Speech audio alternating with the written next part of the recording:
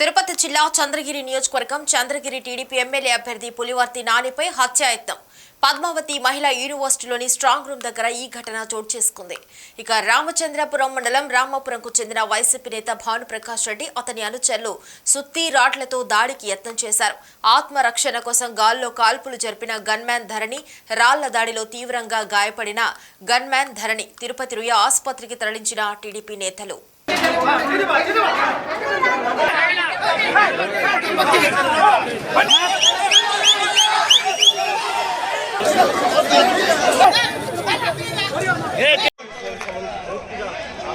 TDP సానుభూతి పరగా టీడీపీకి ఓటేసాను.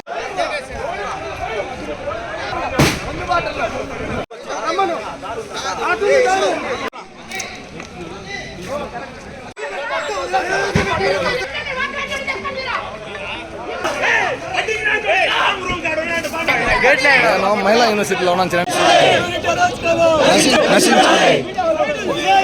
నియోజకవర్గంలో ఉండే అందరూ కూడా మహిళా యూనివర్సిటీ దగ్గర రావాలి.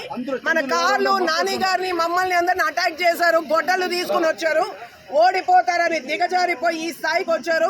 పోలీసులు కూడా చెప్తాను, మర్యాదగా ఇక్కడికి రండి. అందరూ మీ గన్మ్యాన్ ని పగలగొట్టారు, తల పగలగొట్టారు. ఇక్కడ నాని గారిని మా పైన అంత గొడ్డలతో దాడి చేస్తా ఉన్నారు. ఇక్కడ దయచేసి రండి అందరు ఇక్కడికి, మహిళా యూనివర్సిటీ కౌంటింగ్ దగ్గరికి, కౌంటింగ్ సెంటర్ దగ్గరికి మొత్తం అందరూ రండి. పోలీస్ కావచ్చు, మన నియోజకవర్గంలో ఉన్న మొత్తం అంతమంది ఇక్కడికి రండి.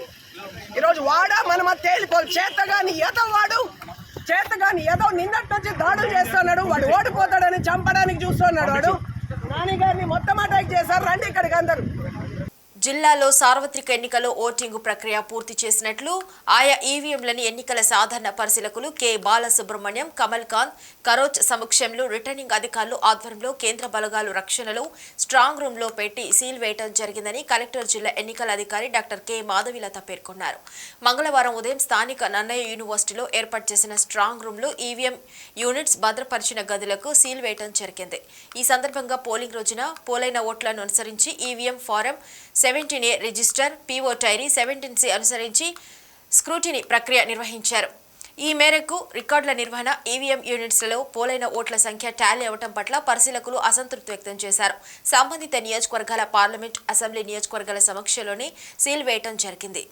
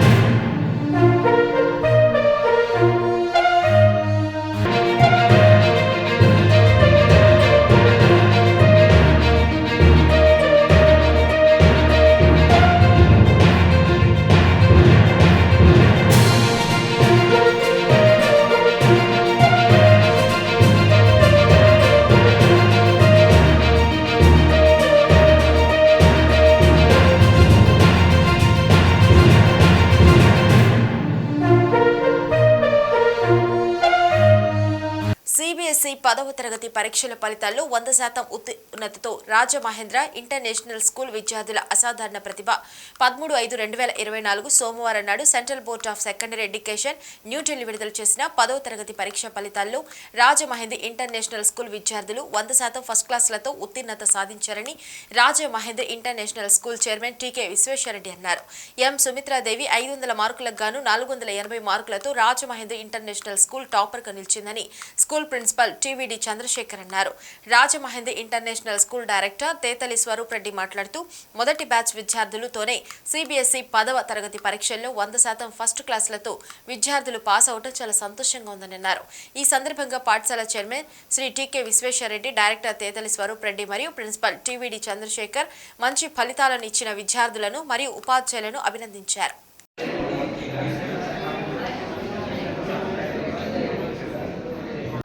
I would like to share this moment.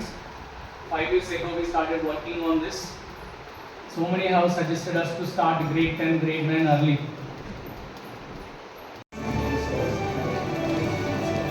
And I request Swaroop gar. Chairman sir. She's also won ISSO medal. I request our chairman sir to give her the medal to her. Everybody give a big round of applause.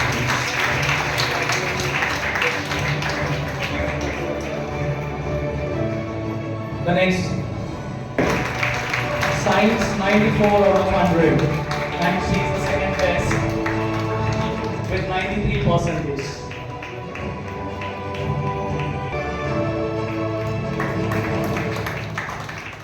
Next, Miss C.H. Nagalakshmi.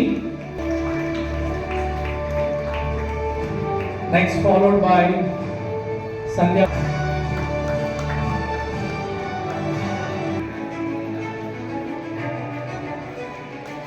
Thank you. We are happy to felicitate her, though she is not from our school, like she is one of the students.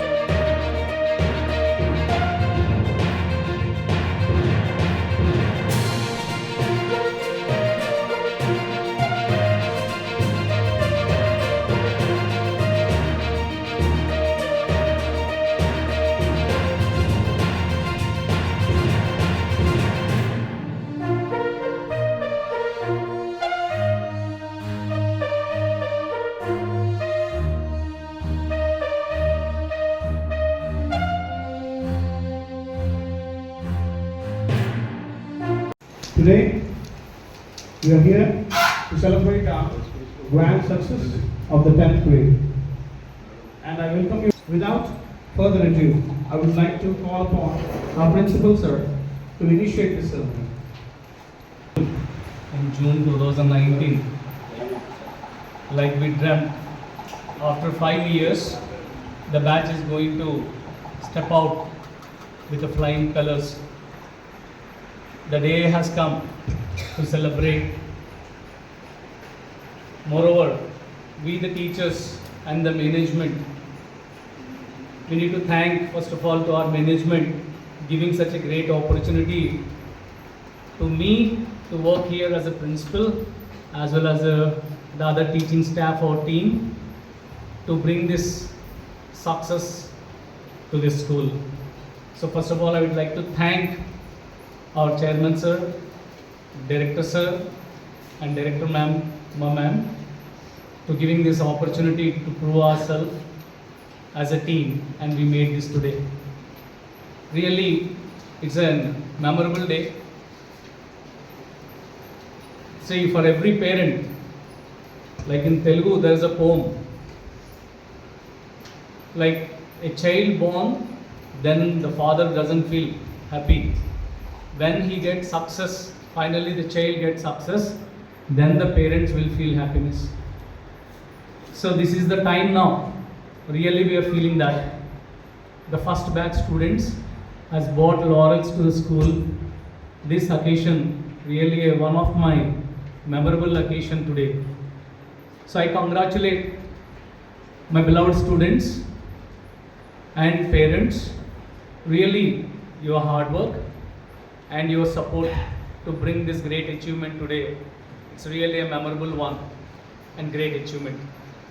Thank the whole Rajamahendravaram urban MLA అభ్యర్థి ఆదిరెడ్డి వాసు గెలుపు ఖాయమని చెలుబైన సూర్యనారాయణమూర్తి ఆధ్వర్యంలో 13, 14, 15 వార్డులు Telugu Desam party, Janasena party కార్యకర్తలు అధిక సంఖ్యలో పాల్గొని టపాసులు, మందుగుండు సామాన్లు పేల్చి స్వీట్లు పంపిణీ చేసి డాన్సులతో ఆనందాలను పంచుకున్నారు. జనసేన పార్టీ ఇన్ఛార్జి అత్తి సత్యనారాయణ మాట్లాడుతూ ఎన్టీఏ కూటమి గెలుపు ఖాయమని, మా నాయకుడు పవన్ కళ్యాణ్ కృషి చంద్రబాబు నాయుడు దూరపు ఆలోచన కలగలిపి గెలుపు ఖాయమని విజయ సంబరాలు జరుపుకుంటున్నామని తెలియజేశారు. సూర్యనారాయణమూర్తి మాట్లాడుతూ ఈ వార్డులు అధిక మెజార్టీ తెలుగుదేశం పార్టీ కైవసం చేసుకుందని, వైఎస్ఆర్ పార్టీని ఎవరూ నమ్మట్లేదు అని ఎద్దేవా చేశారు. మాజీ కార్పొరేటర్ కప్పలు వెలుగు మాట్లాడుతూ రాష్ట్రంలో చంద్రన్న పాలన కావాలని, పవన్ కళ్యాణ్ కృషి ఈ దేశ భవిష్యత్తు కోసం ఆయన చేసిన ఆలోచన విధానం నేటి భవిష్యత్తుతో ఓటర్లు గెలుపు నిర్ణయించారన్నారు. ఈ కార్యక్రమంలో అబ్దుల్లా, డాక్టర్ సిరికి అజయ్ కుమార్, ఈతలపాటి కృష్ణ, రవి, అనకాపల్లి డాన్ సూరి, తోలేటి రామ్ ప్రసాద్, కరణం లక్ష్మి, బాషా తదితరులు పాల్గొన్నారు.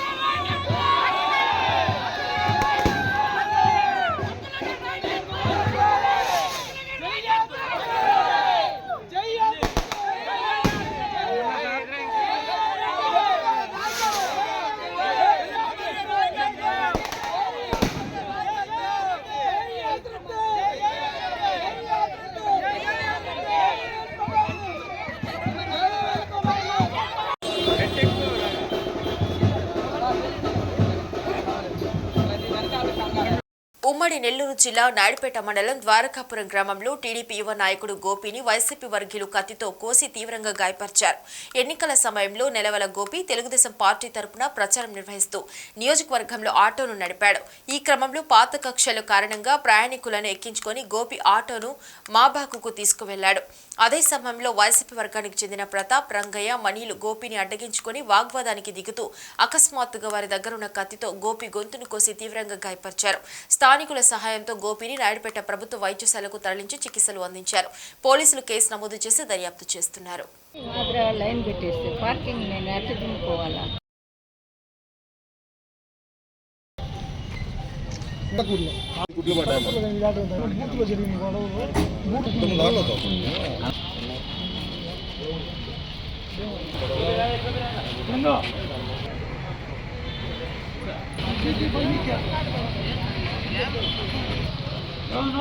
ఒక ఆయన వస్తానన్నారు, ఆయన కోసం నాయుడుపేట నుంచి రాజపాలెం దాకా ఆటో తాగుతాను. నేను నాయుడుపేట నుంచి రాజపాలెం ట్రిప్ మనుషులు పోతుండగా రాజపాలెంలో గొడవ వేసుకుంటున్నారు మా బాబు. నేను సైడ్ ఆపి చూశాను, అతను నన్ను వచ్చి చాకుతూ పోశాడు. తెలంగాణలో బీజేపీ అత్యధిక ఎంపీ స్థానాలు గెలుస్తోంది. బీజేపీని ఆదరించి అక్కున చేర్చుకున్న రాష్ట్ర ప్రజలందరికీ ధన్యవాదాలు. దేశం కోసం, ధర్మం కోసం మరోసారి మోడీ ప్రధాని కావటం కోసం ఇన్ని రోజుల పాటు ఎంతో శ్రమించి పనిచేసిన బీజేపీ నాయకులు, కార్యకర్తలందరికీ కృతజ్ఞతలు. పోలింగ్ తర్వాత కాంగ్రెస్ పార్టీ నాయకులు, ముఖ్యమంత్రి మాటల్లో మార్పు కనిపించింది. పోలింగ్ కి ముందు 14 సీట్లు గెలుస్తామని చెప్పిన వారు ఇప్పుడు 9 సీట్లు గెలుస్తామని అంటున్నారు. ప్రజల్లో కాంగ్రెస్ పార్టీపై విశ్వాసం పోయింది. దిగిపోయినటువంటి వాస్తవాన్ని ఒప్పుకున్నటువంటి ముఖ్యమంత్రి గారి వల్ల దీనివల్ల ఏ రకమైనటువంటి పోలింగ్ జరిగిందో దీనివల్ల అర్థమైంది. ఆదిలాబాద్ ఒకవేళ నేను ఈరోజు చెప్తా ఉన్నాను, ఆదిలాబాద్ ఖచ్చితంగా అత్యధిక మెజార్టీ తోటి భారతీయ జనతా పార్టీ గెలవబోతున్నది. ఒకవేళ ముఖ్యమంత్రి గారికి దీని మీద స్పష్టత ఉంటే నేను దేశంలో సిద్ధం. ముఖ్యంగా గత నెల రోజుల నుంచి రాష్ట్ర వ్యాప్తంగా ఎంతోమంది నాయకులు, కార్యకర్తలు, బూత్ లెవెల్ కార్యకర్తల నుంచి రాష్ట్ర లెవెల్ వరకు ప్రతి ఒక్కరు కూడా ఆర్గనైజేషన్ కష్టపడి ప్రతి ఒక్కరి రీచ్ అయ్యి నరేంద్ర మోడీ గారి గెలుపు కోసం, భారతీయ జనతా పార్టీ గెలుపు కోసం ప్రయత్నిస్తున్న ప్రతి ఒక్కరికి కూడా పేరు పేరు ధన్యవాదాలు తెలియజేస్తూ, అదే మాదిరి నరేంద్ర మోడీ గారిని మూడోసారి ప్రధానమంత్రి చేయాలన్న ఉద్దేశంతో పెద్దెత్తున తరలి వచ్చి ఓటేసినటువంటి ఓటర్ మహాశయులందరికీ కూడా పేరు పేరున ధన్యవాదాలు తెలియజేస్తాం. కొమరం భీం ఆసిఫాబాద్ జిల్లా జైనూర్ మండల కేంద్రం సంపూర్ణ బంద్. నిన్న జరిగిన ఇరు వర్గాల ఘర్షణ కారణంగా 144 సెక్షన్ విధింపు, భారీగా పోలీసు బందోబస్తు నిర్వహించారు.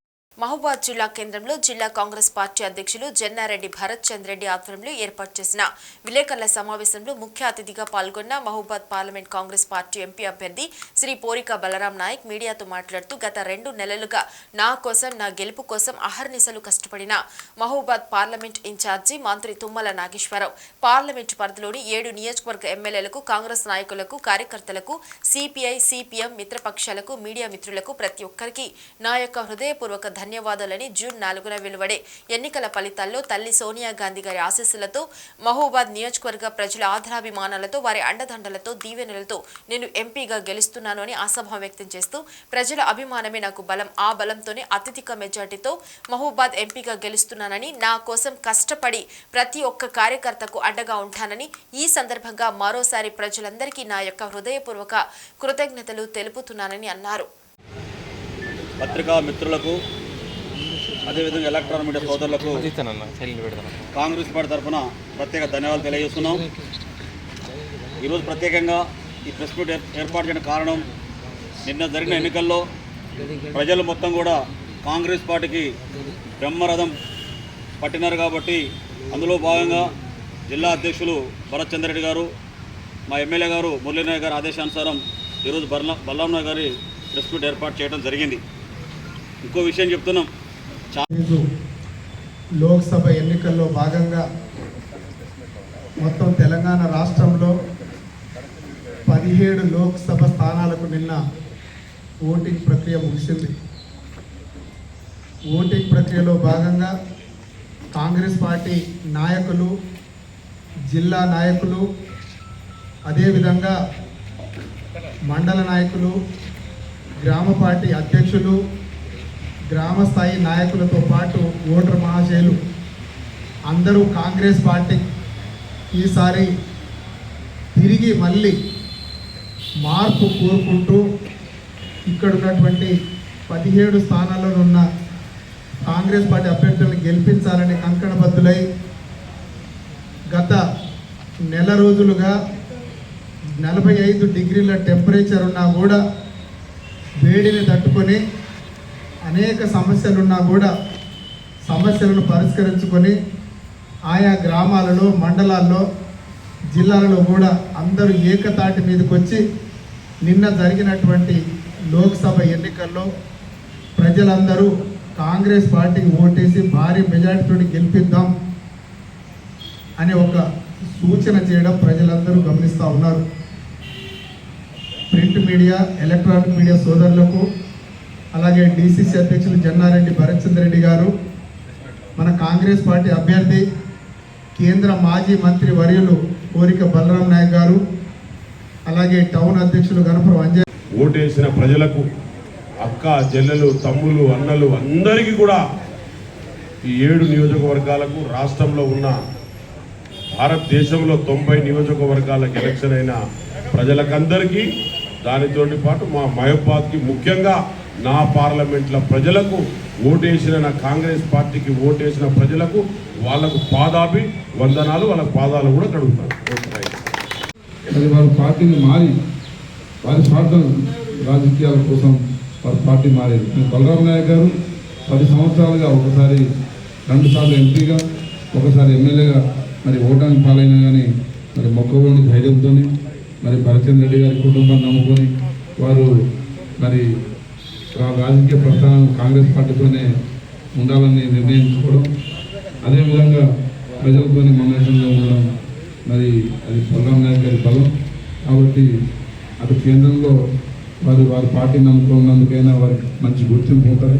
తప్పకుండా వారు మహబూబాబాద్ జిల్లా గతంలో అభివృద్ధి చేసి భవిష్యత్తులో కూడా అభివృద్ధి పదంలో తప్పకుండా మరి పరుగులు తీపిస్తారని చెప్పి తెలియజేసుకుంటూ